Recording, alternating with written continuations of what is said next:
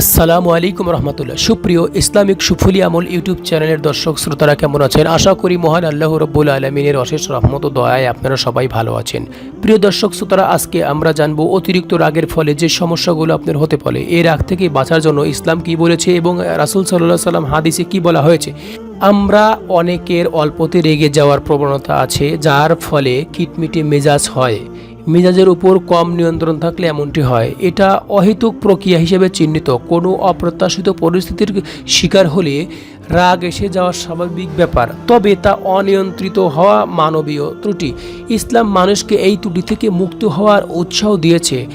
যারা কঠিন রাগের সময় নিজেকে নিয়ন্ত্রণ করতে পারে, আল্লাহ তাআলা তাদের অনেক ভালোবাসেন। পবিত্র কোরআনে ইরশাদ করেছেন, এবং রাগ দমনকারীরা ও মানুষকে ক্ষমাকারীগণ আল্লাহ অনুগ্রহকারীকে অধিক ভালোবাসেন। সূরা আল ইমরান আয়াত নম্বর 134। রাগের বশবর্তী হয়ে কারো ক্ষতি করে ফেলা বীরত্ব নয়, বরং বীরত্ব হলো কঠিন রাগের সময় নিজেকে নিয়ন্ত্রণ করতে পারা। রাসূল সাল্লাল্লাহু আলাইহি ওয়াসাল্লাম বলেন, সে ব্যক্তি শক্তিশালী নয় যে ব্যক্তি কুস্তি লড়ে অন্যকে ধরাশয়ী করে, বরং প্রকৃতপক্ষে সেই ব্যক্তি শক্তিশালী যে রাগের সময় নিজেকে সংবরণ করতে পারে। এ কারণে রাসূল সাল্লাল্লাহু আলাইহি ওয়াসাল্লাম তার প্রিয় উম্মতগণের রাগ করতে নিষেধ করেছেন।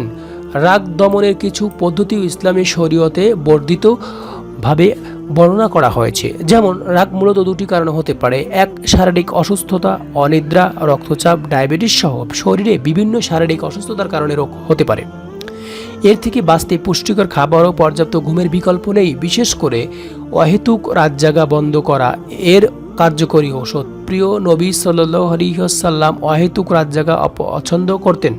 বারজা রাদিয়াল্লাহু তাআলা আনহু বলেন, রাসূল সাল্লাল্লাহু আলাইহি ওয়াসাল্লাম ঈশার আগে ঘুমানো এবং ঈশার পরে না ঘুমিয়ে গল্পগুজব করা অপছন্দ করতেন। বুখারী শরীফের হাদিস 568 নং। কখনো কখনো মানসিক কারণেও মানুষের মেজাজ খিটখিটে হয়ে যায়। এ পরিস্থিতি থেকে বাঁচার জন্য নিম্নের আমল সমূহগুলো বলা যেতে পারে। আল্লাহর কাছে আশ্রয় প্রার্থনা। দুই ব্যক্তি রাসূল সাল্লাল্লাহু আলাইহি ওয়াসাল্লামের কাছে বসে পরস্পর গালাগাল করছিল। তাদের একজনের চোখ লাল হয়ে উঠল ও গলার শিরা ফুলে গেল। তখন রাসূল সাল্লাল্লাহু আলাইহি ওয়াসাল্লাম বলেন, আমি একটি বাক্য জানি, যদি সে তা পড়ে তবে তার এই অবস্থা কেটে যাবে। সে বাক্যটি হলো, আমি আল্লাহর কাছে অভিশপ্ত শয়তান থেকে আশ্রয় প্রার্থনা করছি। এটা মুসলিম শরীফের হাদিস 68-12 নং পৃষ্ঠা।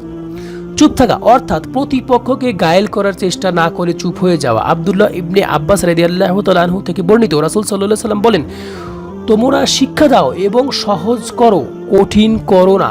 যখন তুমি রাগান্বিত হও তখন চুপ হয়ে যাও, যখন তুমি রাগান্বিত হও তখন চুপ থাকো, যখন তুমি রাগান্বিত হও তখন তুমি চুপ থাকো।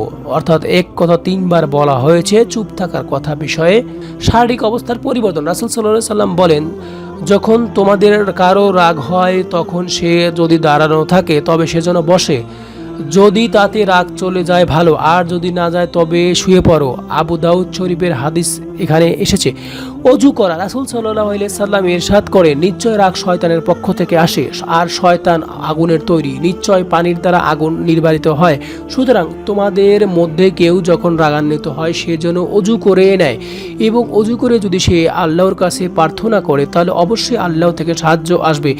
এবং আল্লাহ তাআলা আরও কিছু বিশেষ হাদিসের মাধ্যমে সুস্পষ্টভাবে প্রমাণ করেছে যে যখন কোনো বান্দা যদি সে অতিরিক্ত রাগান্বিত হয় তবে সে যেন নিচে মাটির দিকে তাকিয়ে থাকে, এবং তখন সে যেন ভাবতে থাকে, আমাকে আল্লাহ তাআলা যে মাটি থেকে তৈরি করেছে আমাকে একটা সময় সেই মাটির সাথেই মিশে যেতে হবে।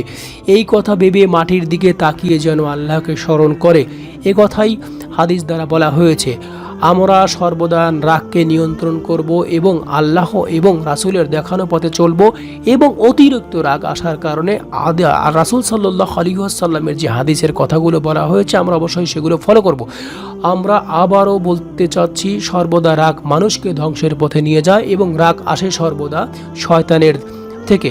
অতএব আল্লাহ তাআলা আমাদের সকল আপদ বিপদ এবং রাগ থেকে হেফাজত করুক। সকলেই বলি আমিন।